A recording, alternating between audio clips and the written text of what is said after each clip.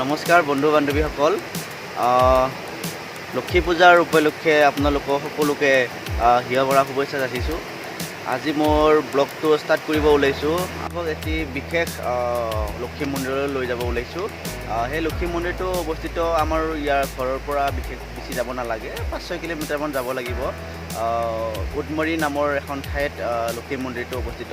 আহক আপোনালোককো মই তালৈ লৈ গৈ আছোঁ, আমিও যাওঁ।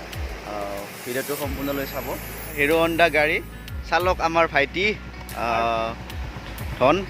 মই পিছত উঠিম বাৰু। পিছফালে উঠি লোৱাটো মজাই বেলেগ। আপোনালোকক মই দেখাই গৈ থাকিম, ভিডিঅ'টো সম্পূৰ্ণ কৰি চাব। এতিয়া আমি ঘৰৰ পৰা মাত্ৰ জাষ্ট ওলাইছোঁ। লক্ষী মন্দিৰত আপোনালোকক মই গোটেই পৰিৱেশটো দেখাম। আপোনালোকে শেষলৈ ভিডিঅ'টো শেষ কৰি চাব।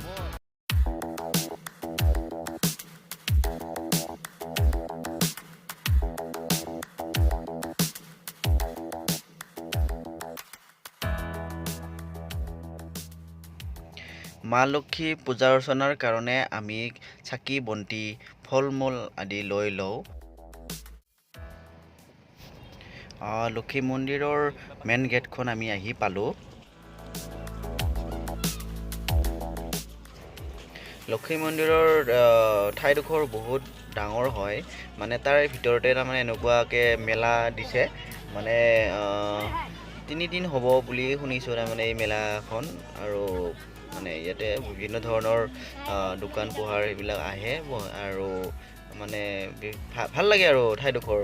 আহক আপোনালোকেও চাব আহকচোন, ইমান ধুনীয়া এটা পৰিৱেশ, ধুনীয়া মন্দিৰ।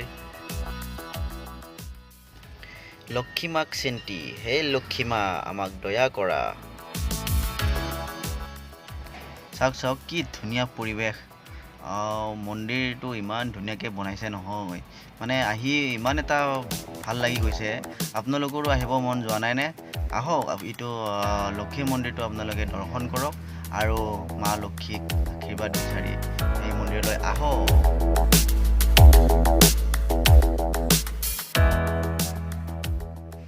চাওক কি ধুনীয়া পৰিৱেশ। মন্দিৰটোৰ পিছফালেই তাৰমানে ধুনীয়াকৈ এখন গাৰ্ডেন আছে। এই গাৰ্ডেনত মানে চাওক, মই জুম কৰি দেখাইছোঁ কি ধুনীয়া এটা পৰিৱেশ গাৰ্ডেনখন। চাওক, গাৰ্ডেনখনৰ দুয়োপাৰে 2টা পুখুৰী আছে। মই আপোনালোকক মন্দিৰৰ ভিতৰৰ পৰাই এই পৰিৱেশ দেখাইছোঁ। পিছত বাৰু মই গাৰ্ডেনখনত যাম, আপোনালোকক দেখাম মই গাৰ্ডেনত পৰিৱেশ কি ধুনীয়া লাগিব চাগে, গৈ গম পাম কেনেকুৱা লাগে। আগতে মন্দিৰৰ নামঘৰটো চাওক কি ধুনীয়াকৈ বনাইছে, বাপৰে বাপ। মানে আহি এটা ইমান ধুনীয়া, মানে মনটো মানে বহুত ভাল লাগি গৈছে। আহকচোন আপোনালোকেও চাওক কি ধুনীয়া। এইটো মা লক্ষী মাৰ মূৰ্তি। ইফালে পুখুৰী, ভৰি হাত ধুই পেলাই মন্দিৰত দৰ্শন কৰিব পাৰে, মন্দিৰত চাকি বন্তি দিব পাৰে। এইটো চাওক কি ধুনীয়া পৰিৱেশ, কি ধুনীয়া পুখুৰী মন্দিৰত। এইটো আপুনি লক্ষী মাৰ মূৰ্তিটো আপুনি মই জুম কৰি দেখাব চেষ্টা কৰিছোঁ। চাওক,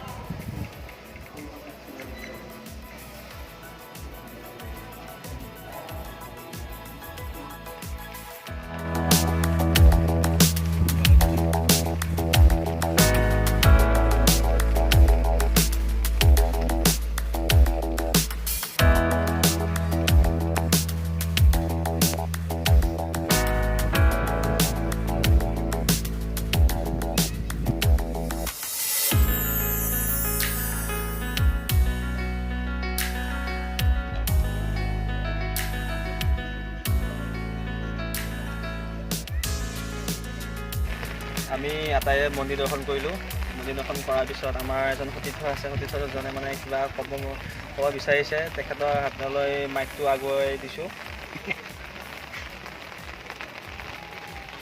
হয়, নমস্কাৰ। আমি আজি লক্ষী পূজা হিচাপে উদমাৰীত থকা লক্ষী মন্দিৰত আমি আহিছোঁ আজি লগৰ লগত। আৰু মই ইয়াৰ আগতে 3বাৰমান আহিছোঁ। পৰিৱেশটো ইয়াৰে খুব ধুনীয়া, আহি ভাল লাগে। আজি ফাৰ্ষ্ট পূজাত আহিছোঁ, কিন্তু ইয়াৰ আগতে এনে আবেলি সময়ত ফুৰিব আহিছোঁ বহুতবাৰ। এইবাৰতে 4বাৰ হ'ল মোৰ। ইয়াৰ আগতে প্ৰথম বন্ধু এজনে লৈ আহিছিল, মই গম পোৱা নাছিলোঁ আগতে ইয়াতে যে এনেকুৱা ইমান ধুনীয়া মন্দিৰ এটা আছে। লগৰ এজনে লৈ আহিছিল, তাৰপিছত আহিলোঁ ভাল লাগিল। তাৰ পাছতো আৰু 2বাৰ আহিলোঁ।